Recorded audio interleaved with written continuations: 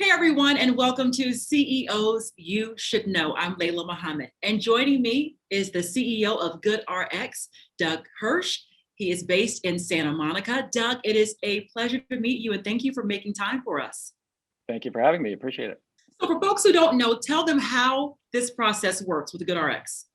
Sure. I mean, GoodRx is really just the result of me being a frustrated consumer way back in 2010, where I walked into a pharmacy and they said it'd be $500. And I had insurance at the time, and the reality is that pharmacies have very little control over their prices because of these really complicated contracts with insurance companies and things. And basically, we just went out to pharmacies and said, is there a way we can do better? And so we basically make it so easy. A consumer comes in, they type in the first few letters of a drug, they can see the current prices of these drugs without insurance, which are often lower than those insurance copays. And then if you see a price you like, you can present a coupon at the pharmacy and you can pay just that price. There's no paperwork, no approvals. It's pretty simple, and we designed it to be that way. We want you to be able to take control of your care. I love that it grew out of a personal experience you had with paying for a prescription drug.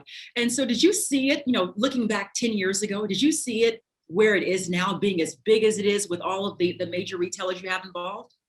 Never did, never did. I mean, I'm not a healthcare lifer. I worked at Facebook and Yahoo before that, and I just saw a problem. I just thought to myself, like, this is crazy. I mean, myself and everybody else who gets a bill for $500, you walk out of the pharmacy, you don't actually fill that drug, which is not good for you. It's not good for the system. It's not good for the emergency room you end up in. It just creates this cascade of problems. And so I just thought, like, there must be a better way to educate people. We do it for everything else, right? Do you buy a plane ticket by just calling, a certain airline? No, you go online and you do your homework. You do the same thing for TVs or mortgages or whatever. And yet healthcare is a mystery to all of us, which means we just don't consume it. And that's been my driving force for over a decade now, which is just trying to give people the tools so they can be a smarter consumer. Have you heard people say when they're first learning about your company, what's the catch? Because you're saving me money as the consumer. How are you then making your money? So how do you respond to that? Yeah, I mean, there isn't really a catch. We list any price that we can get our hands on. So if a pharmacy is saying, we'll just make these drugs really cheap and we'll ignore insurance, great, we'll list those prices. If there's like a savings club that you can, find, great, we'll list those prices. We're here to just drive you to a point where you can afford your care. Not just prescriptions, but we also do telemedicine. We'll show you about labs and tests. We'll show you about all these other healthcare services that, again, people just think they cost too much, so they don't go in the first place, or their insurance isn't covering it, or they haven't hit their deductible. All these complicated words that just result in people not doing the right thing. So in terms of how we make our money, we have a product called GoodRx Gold, where you pay us about $6 a month, and in return you get even lower prices because certain pharmacies have said we want that business. And we get referral fees and we have some advertising on the site, but we will always first and foremost be honest with the consumer about showing them the best price for them, and letting them know when there's an ad that's going to show up that they might be interested in. I'm wondering how this time that we're in, the pandemic, how that has impacted your business. How have you been able to step in and fill a void for folks who may be without insurance or may not have the deductible that they have to pay for their medicines? Yeah, it's been a wild ride, this pandemic. I mean, first and foremost, obviously a tragedy, right? And a healthcare crisis for this country, on top of the crisis that we already had around the cost of care. It's been harder for people to get to the doctor. It's been harder for people to get to the pharmacy. You haven't felt comfortable or safe going to those places. So we had the fortune, we actually acquired a company a few years ago that does telemedicine. So now you can actually go online, talk to a doctor for a small amount of money, like 20 to $50, and then get a prescription if necessary, and even have it mailed to you. So you can avoid all those pain points and still find pricing that is affordable and like the average copay for a consumer.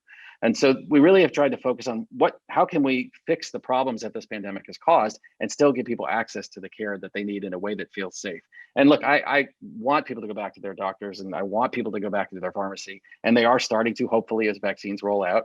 But in the meantime, we're going to really just focus on presenting healthcare in an affordable and way that you can access now, and just be there for people in whatever capacity we can. Now, before you founded your company, you were in the early stages of Yahoo and Facebook. How did those experiences prepare you for what you're doing now as a CEO?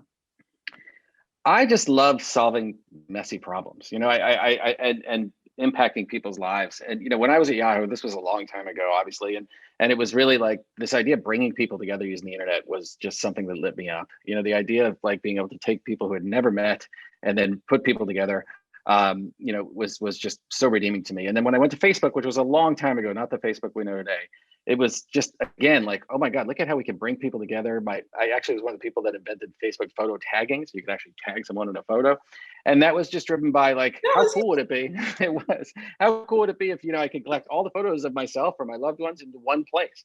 And so I've just always been in love with using technology to bring people together and to accomplish, fix problems that the world has, and no bigger problem than the state of healthcare in this country. And so I feel the same joy that I got from those early days of Facebook, Yahoo here, just because I feel like I'm making a difference. And that's, I don't know, I'm at the age now where I just want to be able to go home and hold my head high and talk to my kids about what I do for a living. And I'm very proud of what we've built. Well, Doug Hirsch, it has been an honor meeting you. You are definitely a CEO we should know, and we thank you for sharing your story and inspiring us. Thank you so much.